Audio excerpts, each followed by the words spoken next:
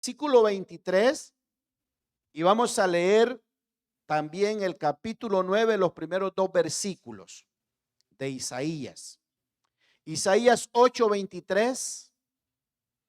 No sé si hay algunas versiones que ahí vayan a tener pegado los dos versículos, ¿verdad? Del 23 vaya a estar en el 9. Pero Isaías 8:23 vamos a leer no tiene 8:23, ¿verdad? 8, entonces va a ser Isaías 9:1 y 2. Sí, las versiones están, por eso estamos hablando. Yo estoy hablando de otra versión diferente acá. Isaías entonces sería 8:22 para ustedes ahí. Y vamos a leer Isaías también 9, los primeros dos versículos, para ir alineando el orden que están distribuidos los versículos. Isaías 8:22, honro al Padre. Si tiene 8:22 la de ustedes, ¿verdad? Ajá. Sí, pero el 23 no lo tiene porque va a ser el versículo 1 del siguiente capítulo. Ajá, dice Isaías 8:22, honro al Padre, honro al Hijo y honro al Espíritu Santo de Dios. Versículo 22 de Isaías 8.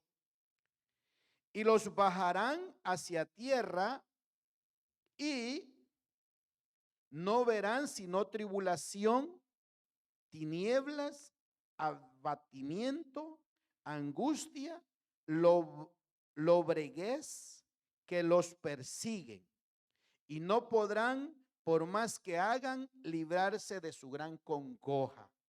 El versículo 1 del capítulo 9. Primero fue menos afligida la tierra de Zabulón y la tierra de Neftalí, y después fue gravemente herida la costa del mar de Galilea de las naciones, más allá del Jordán. Versículo 2. El pueblo que andaba en tinieblas vio una gran luz. Amaneció el día a los que moraban en la sombra, región de muerte. Hasta ahí nos vamos a dejar, ¿verdad? Puede sentarse. Vamos a estar hablando, Dios bendiga a la hermana Anita y a Estevita. Qué lindo verles. Recuerden, hermanos, que hoy vamos a estar mirando este texto de Isaías 8, 22, 9, 1 y 2. Vamos a estar hablando sobre lo que es luz en las tinieblas. Luz en las tinieblas. Acá Isaías está poniendo de manifiesto un problema que iba a acontecerle al pueblo de Dios en aquel entonces. Estamos hablando del reino del norte, del reino de Israel, un reino que era formado por las 10 tribus. Y el reino del sur era formado única y exclusivamente por 2 tribus. Las 2 tribus que formaban el reino del sur era Judá y Benjamín. Pero aquí está diciendo Isaías que el reino del norte, Israel, que lo formaban las 10 tribus, iba a ser llevado a cautiverio. Y prácticamente cuando le ponemos, verá, atención al versículo, está diciendo ahí Isaías que iba a ser llevado en 3 etapas ese cautiverio. Iba a ser llevado en 3 etapas. Y entonces aquí es donde estamos mirando, ¿verdad? Cómo este reino del norte, que era, ¿verdad?, compuesto por estas 10 tribus, iba a ser llevado en cautiverio por el rey de Asiria. Salmanasar se llamaba este rey. Iba a ser llevado en cautiverio hacia Asiria. Y cuando comenzamos nosotros a estudiar las escrituras, ahí nos vamos a dar cuenta que este reino de Asiria no es Siria, Asiria. Salmanasar lo llevó cautivo y recuerden, hermano, todo esto que le pasó a este pueblo fue por rebelarse contra la palabra. fue por no cumplir con la palabra. Muchas cosas podrán estar pasando en la vida del hombre hoy en día, y si analiza por qué está pasando, es porque no está obedeciendo la palabra. Y cuando no obedece la palabra, el hombre en cualquier generación, en cualquier dispensación que haya vivido, va a enfrentar acontecimientos muy desagradables. Y este pueblo, el profeta le está diciendo, verá, que un pueblo que andaba en tinieblas. ¿Qué era? Que andaba en tinieblas, que andaba en rebeldía contra la palabra del Señor. Pero ahora viene el profeta a anunciarle: luz resplandeció sobre ellos. Entonces el profeta Isaías, que es mencionado acá como el quinto evangelio, es como que le está anunciando al pueblo aquel que iban a ser una luz esperanzadora, una luz que los iba a regenerar, una luz que los iba a sacar de las tinieblas. Entonces ahora él está diciendo, ese pueblo, dice el versículo específico, es el versículo 2 de Isaías 9.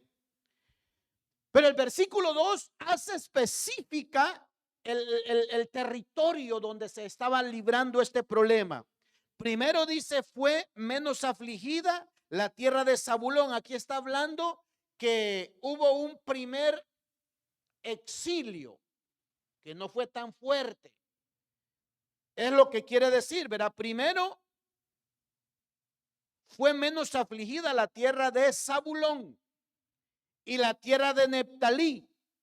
Después fue gravemente herida, ya se está poniendo más recio el exilio. La costa del mar, la Galilea de las naciones, más allá del Jordán, porque estas tierras se dividen en dos, en Jordania y Transjordania. Entonces dice el profeta que este pueblo iba a ser zarandeado, iba a ser golpeado de una manera trágica, pero primero comenzó como suave. Hermano, es como, mire, para entender a Dios, si lo ponemos como Dios, no lo vamos a entender. Si queremos poner a Dios como todopoderoso, no lo vamos a entender. Si lo ponemos como omnisciente, tampoco vamos a saber qué quiere decir eso. ¿Sabe que para entender a Dios hay que ponerlo como Padre? Para que usted pueda entender a Dios, póngalo como Padre. Y usted entonces sabrá que como Padre, si usted es padre, va a saber de qué manera va a bregar con su hijo. Si su hijo le hace una travesura pequeña, el castigo a lo mejor va a ser, verá, suave. Y si le hace una travesura que es un poco más grandecita, más fuerte el castigo. Y si la travesura es más fuerte el castigo. Es exactamente lo que está haciendo Dios acá. El Dios está tratando con su pueblo. Primero le hace un castiguito que dice que es suave, después dice que es grave. Es como cuando el hombre acá a lo mejor usted no tiene experiencia, hermano, pero al llegar a esta experiencia usted se va a encoger su alma. Mire, yo he tenido experiencias de ir a orar por los enfermos a los hospitales. Si no está preparado el que va a orar ahí, le aseguro que puede salir enfermo, porque se ven unos casos extraordinarios en los hospitales. Y si usted ha tenido la experiencia de ir a orar a las cárceles por los presos, los que han perdido el privilegio de la libertad, quiero que sepa que es que uno viene de allá, cuando ya viene de la cárcel, si no anda bien, viene como triste, viene como, porque es horrible lo que usted ve en una cárcel. Ver un hombre, hermano, allá en la cárcel que ha perdido, que está llorando en su presencia y usted es impotente, no puede hacer nada, simplemente lo está visitando. Entonces, es horrible. Entonces el Señor le está diciendo a este pueblo que los iba a castigar porque ellos se han rebelado contra la palabra. Hermano, y a lo mejor estos escritos están para que nosotros podamos meditar. Usted imagínese lo que puede estar pasando ahorita a su alrededor. Su vida personal, pueda que no tenga mucha paz. Su vida familiar, pueda que usted ahí esté luchando, su vida matrimonial. Ahora examine su vida a la luz de la palabra y va a decir: no estoy orando, no estoy ayunando, no estoy orando, no estoy ayunando, no estoy leyendo la palabra, no me estoy congregando. Y usted comienza a darse un montón de... Entonces, cuando usted comienza a examinar la vida suya a la luz de la palabra, entonces claramente va a entender que lo que está pasando tiene solución. ¿Cuál es la solución? Creerle a Dios a través de su palabra. Entonces dice que este pueblo iba a ser llevado en cautiverio por el rey, ¿verdad?, de Asiria. Salmanasar se llamaba este rey. Entonces las 10 tribus de Israel, cuando usted comience a estudiar estos textos, se va a dar cuenta que estas 10 tribus fueran llevadas cautivas hacia este reino, este imperio de Asiria. Y el reino y el imperio de Asiria fue destruido. Otro reino más poderoso lo destruyó. ¿Y saben qué pasó? Ocurrió de que esas 10 tribus se cree que desaparecieron porque no regresaron a Jerusalén. Le llaman hasta el día de hoy, se cree, ¿verdad?, las 10 tribus perdidas. Eso pasó con el reino del norte, con esas 10 tribus que se llaman y las denominan Efraín. Para poderlas ver, cuando habla de Efraín ahí, es como que está hablando de todas las 10 tribus. Pero ¿sabe qué pasó? Estaban las otras 2 tribus que eran de Judá y Benjamín, que eran las que formaban el reino del sur. Mirando, hermano, mire, mirando estas 2 tribus, lo que le había pasado a las 10 tribus, tampoco quisieron obedecer la palabra del Señor. Y siguieron ellas haciendo aún cosas peores que las que hacían los del reino del norte de Israel. Entonces Dios igual les tenía preparado para ellos otro exilio. Entonces Judá se la llevó para Babilonia. Allá la llevó exiliada a Babilonia. Allá estuvieron 70 años.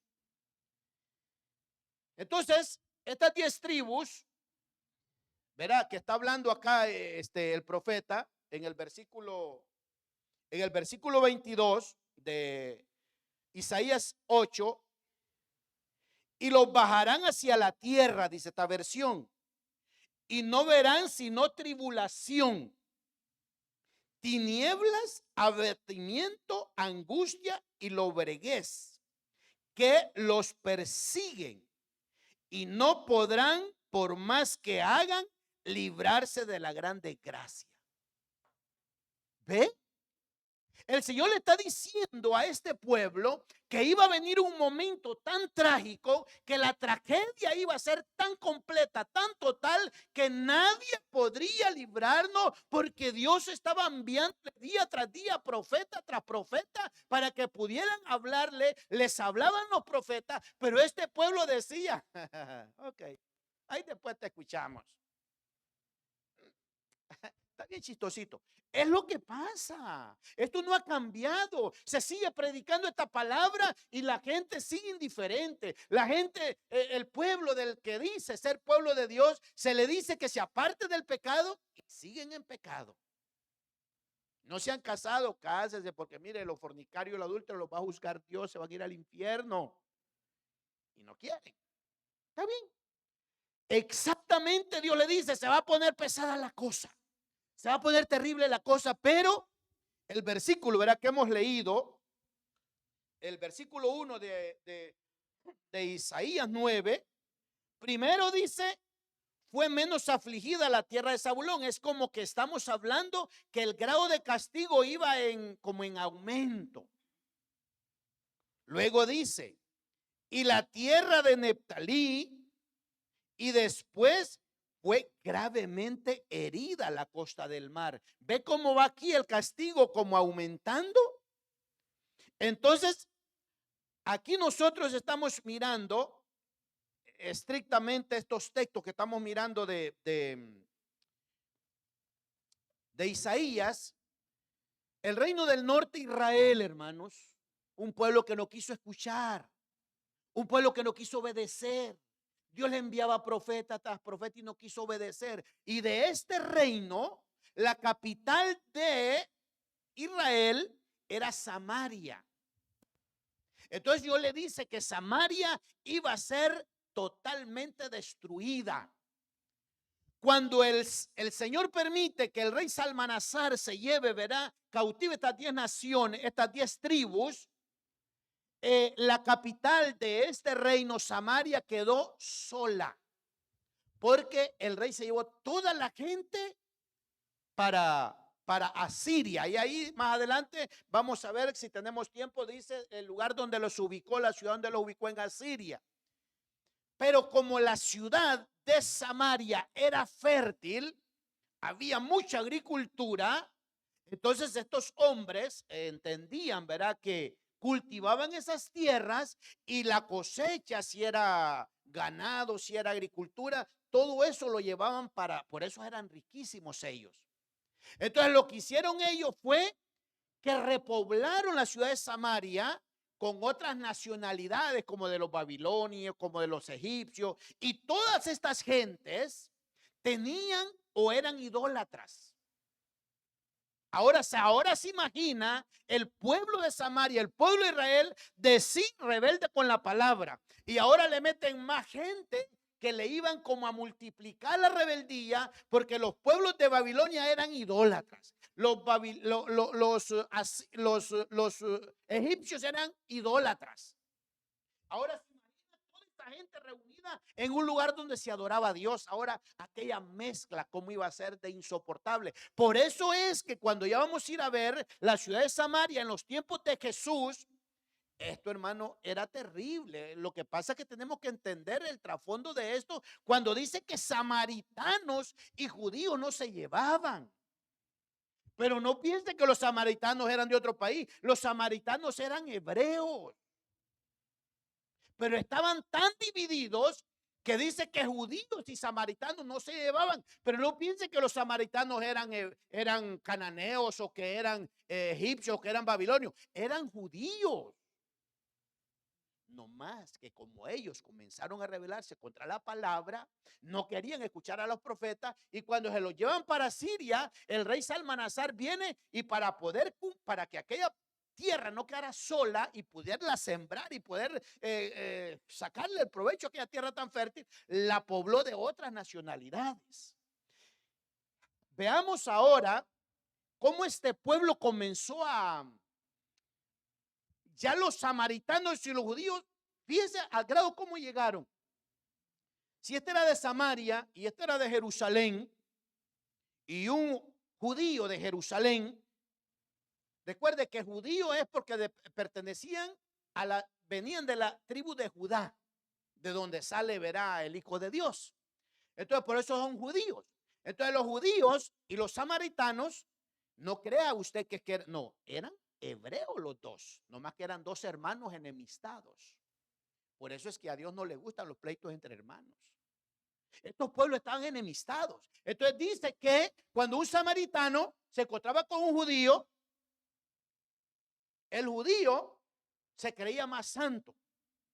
El samaritano era como, disculpa la palabra, era como un perro, era como un cerdo, era inmundo. Si el samaritano le daba la mano al judío, aquel samaritano era tan importante, el judío por aquello, ¿verdad?, le daba la mano.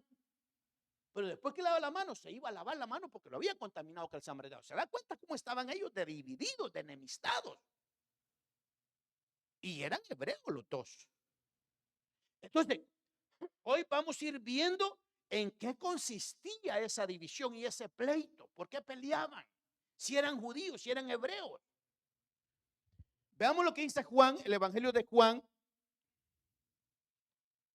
Miremos lo que dice el Evangelio de Juan para ir viendo este tipo, este problema que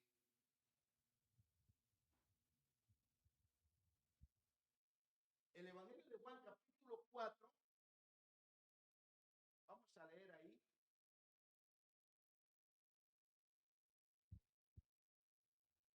Versículo 9.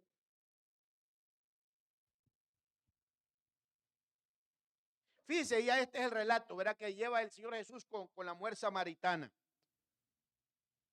Pero la mujer samaritana le respondió: ¿cómo tú, siendo judío, me pides de beber a mí, que soy samaritana? Porque los judíos no se comunican con los samaritanos. Ahora, estamos entendiendo ahora la parte histórica. ¿Por qué estos pueblos o por qué estas dos ciudades, judíos y samaritanos, siendo hermanos, no se llevaban? Bueno, porque aquí en verdad habían problemas. Fíjese, hermano, que para ver es muy importante el significado de los nombres. Samaria quiere decir o significa atalaya, alguien que anuncia.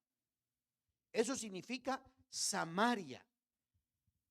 En Samaria ocurrieron cosas que irritaron al Señor de una manera muy grande. En Samaria, obviamente, hoy es lo que vamos a ver. Hemos escuchado algunos altares idólatras que se daban allá. Vamos a ver dónde es que estaban ubicados estos altares. Y ahí va a ver usted la diferencia entre los samaritanos y los judíos. Samaritanos que vienen de las 10 tribus de Israel, que se fueron cautivas para Siria, y judíos que vienen de las 2 tribus de Judá y de Benjamín, que formaban la capital. Ay, hermano, es que es increíble la división que había en el pueblo de Israel. Dígame usted, la iglesia igual está sufriendo, hermano, un ataque de división terrible. Hay diferentes formas de guardar el servicio, la adoración, el culto. Hay varias formas. Iglesias que varones acá y hembras acá. Y usted va a ver que en ese orden las mujeres se van con sus maridos y no respetan el orden. Eso es división. Eso es quebrantar un gobierno de adoración a Dios. Armando tiene su esposa en la hora de que, un ejemplo, ¿verdad? Que va a una iglesia donde varones aquí, entonces tiene que entender que el esposo tiene que quedar acá y él acá, porque es un gobierno. Y iglesias locales que tienen el mismo modelo de adoración, la mujer no se va para donde están las mujeres, se queda con el marido. Esa es rebeldía a un gobierno. Ahora, vamos a ver qué era lo que estaba pasando en Samaria. Primera de Reyes.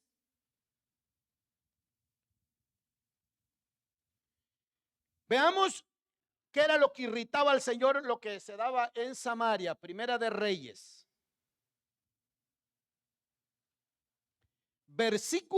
Capítulo 13 de Primera de Reyes. Vamos a ver qué pasaba en Samaria. A lo mejor esto nosotros lo hemos escuchado y no le hemos puesto atención. Miren lo que pasaba en Samaria. Porque este pueblo, verá, irritó al Señor y fue llevado cautivo allá al imperio asirio. Miren lo que dice Primera de Reyes 13:32. Versículo 32, mire lo que dice.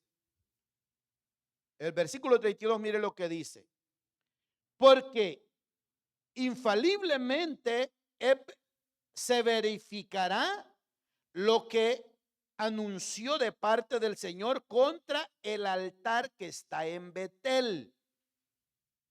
Escuche esto. Y contra todos los adoratorios de las alturas que hay en las ciudades de Samaria. O sea, Betel era un altar de adoración a los demonios que había levantado un rey de Israel, Jeroboam, hijo de Salomón. ¿Qué era lo que había en Samaria? El altar a ese demonio que adoraban allí en Samaria. ¿Y quién era Samaria? Era la capital del reino. Y el Señor les dijo, hoy fue más suave, después dice que va a ser más grave, al grado que limpió el Señor la ciudad y se la llevó para Siria. Y esa ciudad fue repoblada con las nacionalidades. Imagínense los babilónicos cuántos dioses tenían. Imagínense los egipcios cuántas deidades tenían. Y las ciudades cananeas, ¿cuántas ciudades tenían? El dios mayúsculo, el demonio grande de Cananea, se llama Baal. Y todas esas deidades demoníacas se fueron para Samaria. Eran idólatras. Mientras que los de Judá, los de Jerusalén, ellos se concentraban en adorar a Yahvé, el único Dios. Entonces ellos no adoraban, según ellos no adoraban, porque allá era en Jerusalén donde se encontraba el templo. Y ellos allí se esforzaban por agradar a Dios y miraban a los samaritanos ya con aquella de ciudadanos. Unos adoraban a Cera, unos adoraban a Baal, unos adoraban a Astarot, unos adoraban a los dioses. ¿Se da cuenta entonces cómo lo dividió eso? Por eso es muy importante que vayamos al texto y comencemos a estudiar las escrituras, porque si hay cosa que está produciendo división en la iglesia, es la mala interpretación o el no estudio correcto de las escrituras. Ahí va a haber mucha división. Se le dice a la gente: apártese del pecado, deje de mentir. Si no se ha bautizado, bautícese. Si está viniendo a la iglesia como visita, Dios lo bendiga, pero si no ha aceptado a Cristo, se va para el infierno. Eso, eso no se dice, porque no se puede molestar a la audiencia, hermano. Aquí venimos, dice que hay un pueblo que anda en tiniebla. ¿Y quién es el que está en tiniebla? El que no conoce la palabra de Dios. Ese es el que está en tiniebla. Ahora, veamos qué más seguía ocurriendo en Samaria. Verá, este pueblo, verá que el Señor le está diciendo que luz resplandeció en ellos. Siempre en Primera de Reyes 16:32. Mire lo que estamos hablando, 16:32 mire lo que está pasando en Samaria. Primera de Reyes 16:32. Y erigió altar. Aquí estamos hablando, ¿verdad? De reyes, hombres encargados de predicar la palabra, se encargaban. Mire lo que dice el versículo 32. Y erigió un altar a Baal en el templo que le había edificado en Samaria. Este es Acab, el rey, uno de los reyes más perversos. ¿En dónde había edificado ese templo de Baal? En Samaria. Y todo eso irritaba al Señor. Pero una cosa le voy a decir, hermano. Usted va a ver que esto no se quedó así. Usted va a ver lo que Dios hizo. Esto, todo lo que el hombre hace en contra de la palabra de Dios. O pensabas que era como tú cuando Dios empieza a arreglar cuenta golpeador. Pensabas que era como tú, le dije. Que si yo callaba es porque era como tú cuando empieza Dios No, le digo. Yo no era ladrón. Así que ahora ajustemos cuentas. ¿Y cuántos años de años y años de años y toda su vida confrontando al Señor? Y se creen listos porque no les ha pasado nada. Va a venir el día en donde va a estar frente a frente con el Dios del cielo. Y esto te lo van a recordar. Fíjese bien. O sea, estamos hablando así en pocas y en breves palabras lo que pasaba en Samaria. Era una ciudad llena. La idiosincrasia de esta ciudad era múltiple, era variable. Pero ¿qué dice el Señor? Mire Oseas 14, porque queremos ir viendo despacio. Queremos ir viendo despacio.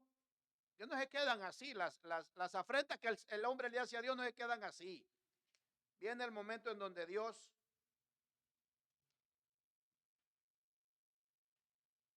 Oseas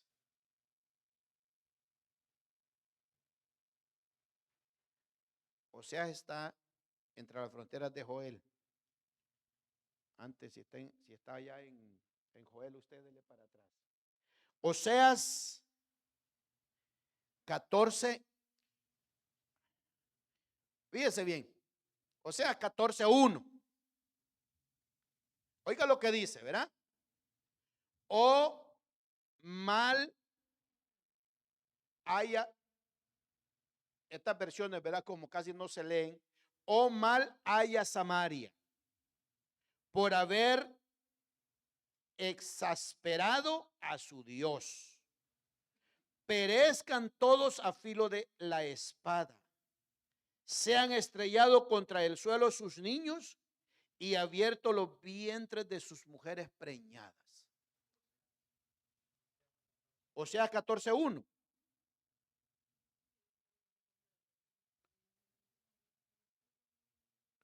¿O no estoy leyendo ahí? oh mal haya Samaria por haber exasperado a su Dios, perezcan todos al filo de la espada, sean estrellados contra el suelo sus niños y abiertos los vientres de sus mujeres preñadas. Oseas, ¿ah?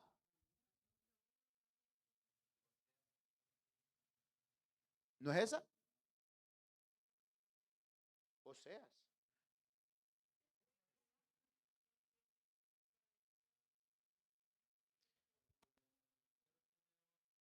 Yo tengo la versión Tabor.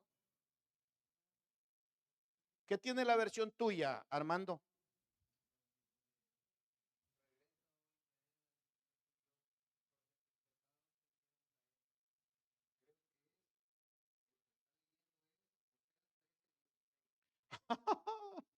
Sí, sí.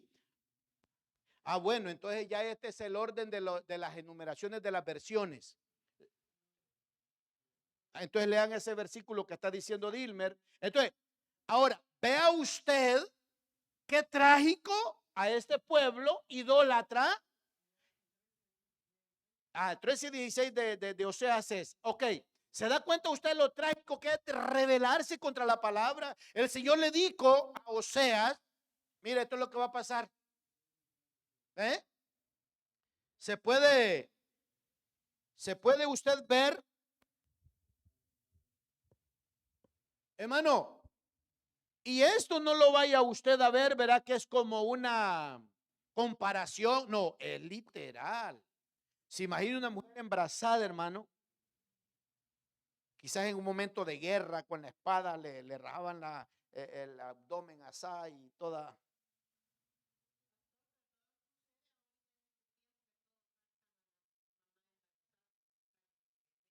Y son casos, y son casos horribles. Ahora le pregunto, ¿será porque andan bien con el Señor? No, es porque se han rebelado contra el Señor. Entonces el Señor le está diciendo, ok, mira Samaria, te la has llevado de idólatra, me han hecho templos a Baal, han servido a todos los dioses paganos y también ocurrió porque en Samaria se da cuenta usted cuando Acab, que aquí está, verá, Acab es el rey de Samaria, se da cuenta en el monte Carmelo, los 400, todo esto era en Samaria. Los 450 profetas de Baal y los 400 de Acera. Todo esto porque era Samaria, era la capital del reino del norte de Israel. Entonces Dios dice que a los samaritanos, por haber ellos provocado desesperado a Dios, dice el profeta Oseas, a ustedes la mujer embarazada les van a abrir el vientre y les van a sacar los hijos y a los niños nacidos los van a estrellar contra la pared. Ahí está escrito. Eso está escrito. ¿Y todo por qué? Porque Dios le mandaba a sus profetas y nada, estás loco. Se reían. Bien, ahora veamos, ejecutando la orden el Señor en Segunda de Reyes 17. El mejor consejo es que leamos las escrituras y no solo las leamos, obedezcamos. Segunda de Reyes, vamos a ver, 17:5.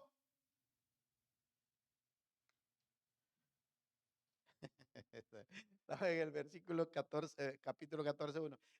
Por eso las versiones, hermano, es bonito consultarlas, porque mire, esta tiene un orden y esta tiene otro orden. Las versiones. Pero el texto es maravilloso. Y eso no altera, ¿verdad? La pureza de la palabra. Veamos lo que dice Segunda de Reyes 17, 5 y 6. Para ya ver lo que Dios le está diciendo a este pueblo. Segunda de Reyes 17, 5, 6.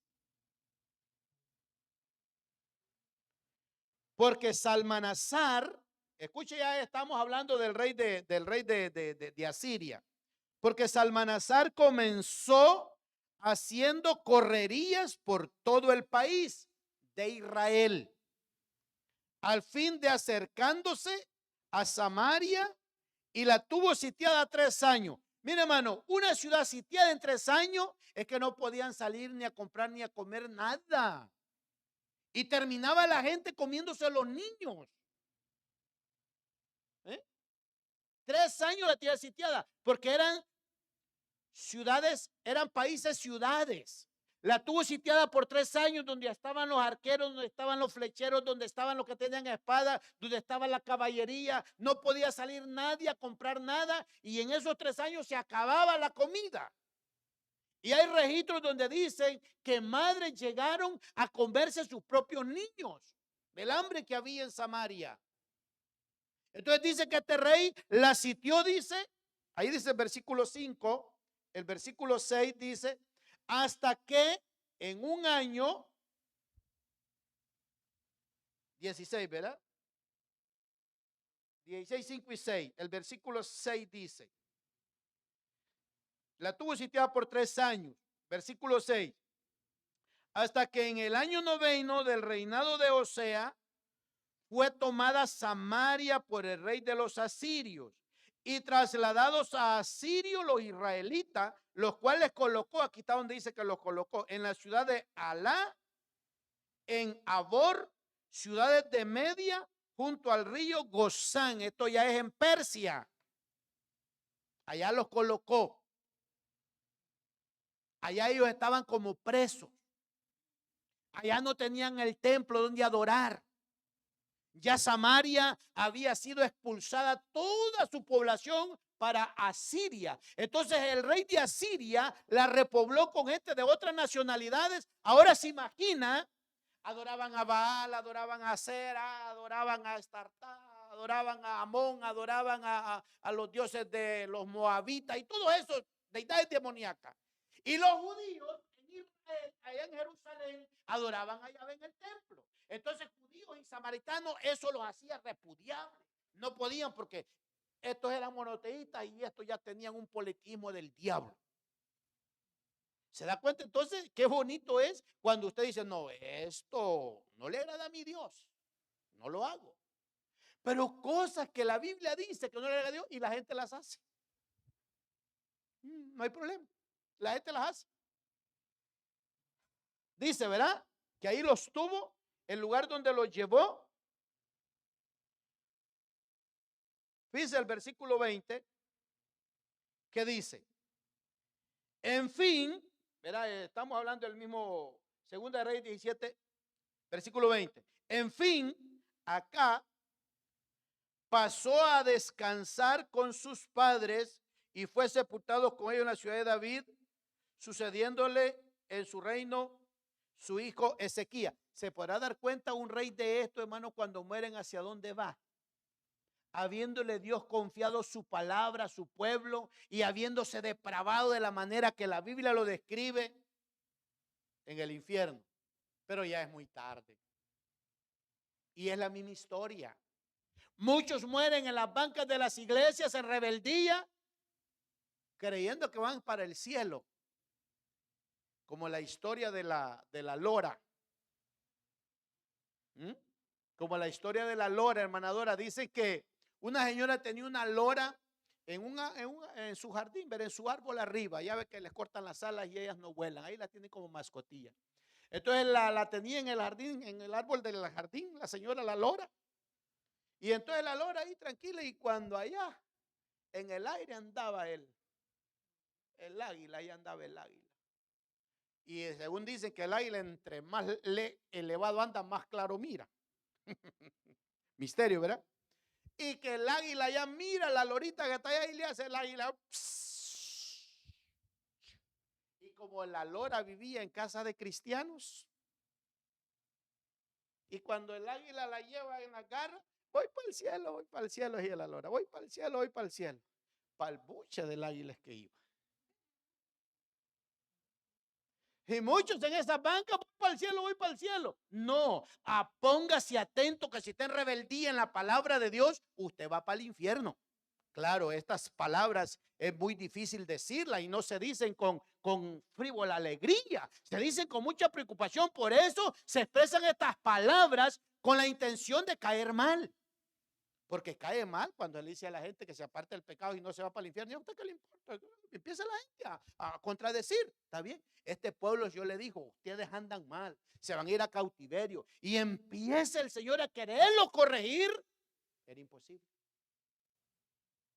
Dígame, la iglesia está pasando por un... Yo pienso y opino, el mundo está como está. Yo creo que sí necesita y desea arrepentirse la iglesia. La iglesia es la que necesita arrepentirse. No sigo diciendo porque ya usted parece que va a ir corriendo. No, es la iglesia la que necesita arrepentirse. Claro, decir esto, viera cómo se ve de aquí para allá la gente, como que ya de repente le dice, ya te voy a escuchar, le decían a Pablo. Ven. Por eso, hermano, es muy importante cuando veamos cómo, mire lo que pasó siempre en Segunda de Reyes 17, 24 y 28. Mire lo que pasó. Sí es bien importante, mis hermanos, que la palabra al escucharla, meditemos. Mire lo que pasó en Segunda de Reyes 17, 24 al 28. Aquí es donde ya empezamos a ver al rey Salmanasar, una vez que ha llevado toda la ciudad de Samaria en cautiverio para su país, para su reino. Mire lo que pasó en el versículo 24 y 28. En lugar de los hijos de Israel, hizo venir el rey de los asirios, gente de Babilonia, de Cuta, de Aba, de Amat. Todos estos eran países idólatras. De Sefarbaín, y las puso en las ciudades de Samaria. Esta gente poseyeron la Samaria y la habitaron con todas sus ciudades. 25. Mas cuando comenzaron a morar en ella, no temían al Señor ni lo adoraban. Por lo que el Señor envió contra dichas gentes leones que las iban a despedazar. Y dieron aviso de esto al rey de los asirios y le dijeron: las gentes que tú has transportado para poblar las ciudades de Samaria ignoran el culto del Dios de los hebreos. Y el Señor ha enviado contra ellas leones que los están despedazando por cuanto no saben ellos cómo honrar al Dios de los hebreos. 27. En consecuencia, el rey de los asirios dio orden diciendo: llevad allá a uno de los sacerdotes que se han traído de allí cautivo y vayan a habitar con ellos y les enseñen las leyes del Dios de los hebreos. 28. Y habiendo pues ido uno de los sacerdotes que habían sido traídos cautivos de Samaria, habitó en Betel y les enseñaba la manera de honrar a Dios. Problema, ¿verdad? Problema cuando se desconoce a Dios. Problema cuando se ignora a Dios. Y no es el hecho de que esta gente no tenía un sacerdote que les enseñara la ley de Dios. Ellos habían escuchado de Dios, pero si al mismo pueblo de Dios le valía lo mismo honrar o no honrar a Dios, pero entonces Dios dice, estos, ¿por qué le mandó los leones? Porque sí sabían de Dios. ¿Ve usted entonces que dice el Señor que no tendrá por inocente al culpable? Debió de haberlos excusado el Señor y haber dicho: no, de todos modos, esta gente de Babilonia, esta gente de Egipto, esta gente de estos pueblos cananeos no me conocen. Entonces, ¿por qué le mandó los leones? Porque ellos ya habían escuchado de Dios y lo trataban como que era un Dios más. Entonces se da cuenta, ¿verdad? Entonces allá el pueblo en la cautividad, ¿por qué estaba cautivo? Porque tampoco respetaban a Dios y por eso Dios los mandó cautivos para allá. Estar cautivo es como estar preso. No lo respetaron ni su propio pueblo. Entonces este pueblo dice que fue el que comenzó el Señor a mezclar la adoración. ¿Se imagina el pueblo de Samaria de por sí rebelde, de por sí rebeldes que no obedecían la palabra? Dios les mandaba a los profetas, les decía que se arrepintieran, les decía que se volvieran a Dios. No, ya no te vamos a oír. Y lo llevó cautivo. Ahora viene Dios y le manda otra porción de rebeldía, mandándole todos estos pueblos idólatras para que moraran en Samaria. Esta era la enemistad de los samaritanos con los judíos. La idolatría. Así que, ahora, veamos el versículo 29, hermanos, siempre de Segunda de Reyes, pues estamos viendo estas consecuencias. Segunda de Reyes 17, siempre. Veamos del versículo 29 al versículo 39.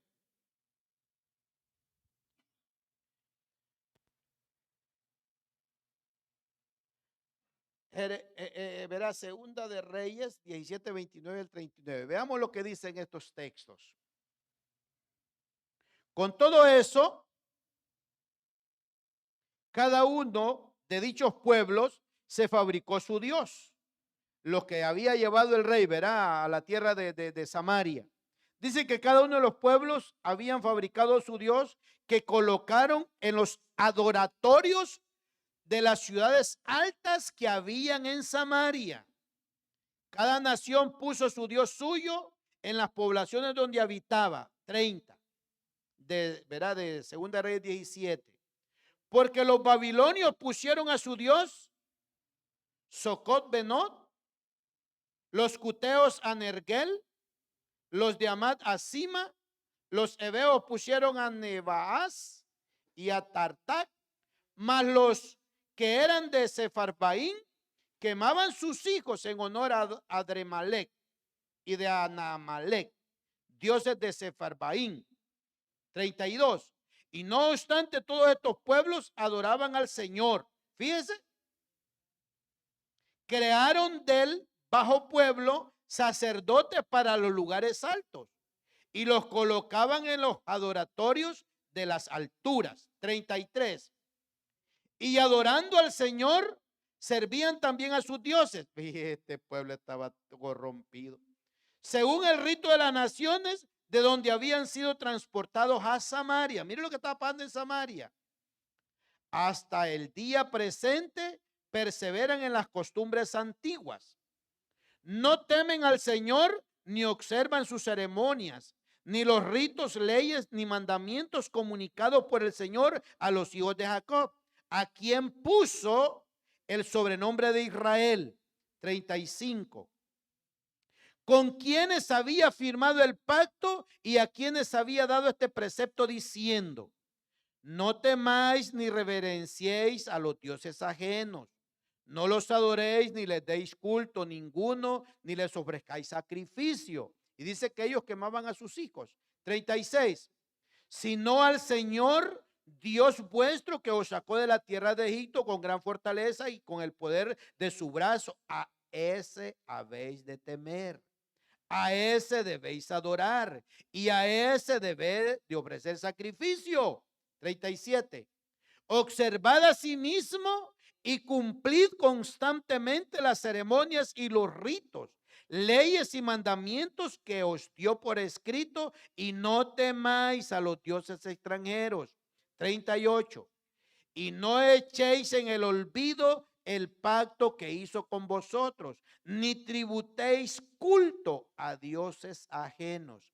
39. Si no temed al Señor Dios vuestro, y Él os librará de las manos de vuestros enemigos. Qué claro le está hablando el Señor a Samaria. Y Samaria hizo todo lo contrario de lo que el Señor le está diciendo. ¿Qué es lo que el Señor nos dice a nosotros? Que hagamos esto. Y es como que yo creo que el Señor nos hizo mucha honra. Yo pienso que nos hubiera hecho mejor caminando con los pies para arriba. Es que Él nos dice, oiga, hermano, no, es que esto es honroso caminar así, mire. No, nos hubiera hecho con la cabeza y con los pies para arriba, a lo mejor así pensaron. Porque, ¿qué fue lo primero que el Señor, cuál fue el primer mandamiento que el Señor le dio al pueblo de Israel en la ley allá en el monte de Sinaí? No tendrás dioses ajenos delante de mí. Y fue lo primero que hicieron, un becerro de oro.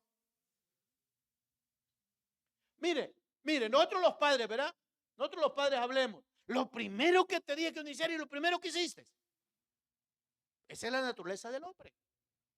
Qué claro le está hablando el Señor a este pueblo. Y le está diciendo, no hagan esto, no hagan esto, no hagan esto. Así no lo hagan, no se idolatren. Y mire, dice que todos los pueblos tenían un Dios ahí. Aquí servían a Baal y decían en el nombre de Baal y en el nombre de Jehová. Y servían a Dios. Y no ha visto ahorita usted la iglesia católica. Al milagrito del corazón, ¿verdad? De Jesús. Ay, es que el corazón de Jesús y Jesús me hicieron el milagro. Jesús no necesita ayuda. ¿Ah? Pero dicen que María hizo el milagro porque lo ayudó. O sea, María ayudó a Jesús a hacer el milagro. Ahí le acuden, ahí hay un mosaico en la iglesia católica. María y Jesús. Jesús no necesita ayuda. Aquí está mirando cómo el Señor le habló a este pueblo. No lo hagan. Y precisamente por eso, por idólatras, se fueron allá ellos. Estamos hablando de esta tierra de Samaria.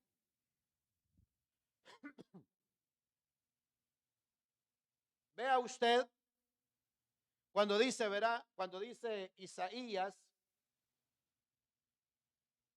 vea usted cuando dice Isaías 8, Isaías 9:2. Vamos a regresar acá. Dice, el pueblo que andaba entre tinieblas, está hablando de todo este pueblo, ¿verdad? De tierra de Zabulón, allá, que iban a Egipto, que iban a Siria cautivo. El pueblo que andaba en tinieblas vio una gran luz. Aquí les está diciendo el profeta, hey, les van a hacer su libertador. Les van a hacer el linaje de la tribu de David, el que les va a libertar. Vio gran luz, dice. Amaneció el día a los que moraban en las sombría región de muerte.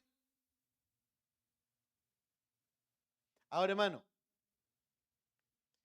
mire Mateo lo que dice, no se desprenda de Isaías 9:2. Mire lo que dice Mateo. Mateo 4:13. Mire lo que dice Mateo 4:13, ya nos vamos.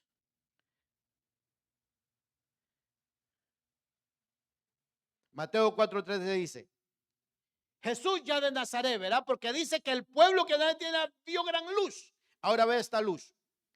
Y dejando la ciudad de Nazaret, fue a morar a Capernaum, ciudad marítima en los confines de Zabulón y Neftalí. Este era el pueblo que estaba en gran tiniebla.